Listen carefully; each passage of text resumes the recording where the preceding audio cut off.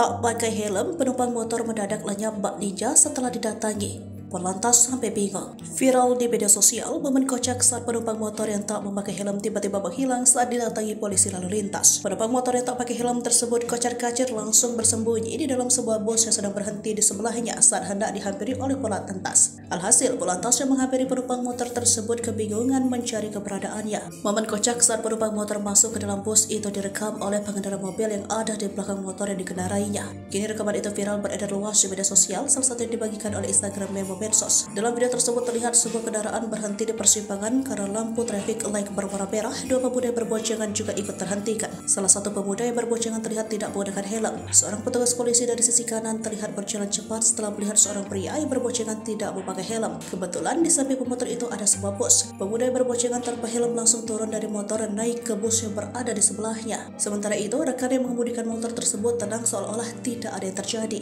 Ketika polisi tiba di lokasi, dia mencoba mencari pemuda yang tidak memakai helm tersebut, tetapi tidak berhasil menemukannya. Pengendara lain di lokasi juga sepertinya tidak memberitahu polisi tentang keberadaan pemuda itu. Video ini mendapat banyak komentar dari pengguna internet dan banyak yang mengatakan bahwa video itu direkam di Simpang Kaliwungu, Kendal, Jawa Tengah. Hal ini didukung oleh adanya papan penanda arah yang terlihat di lokasi tersebut.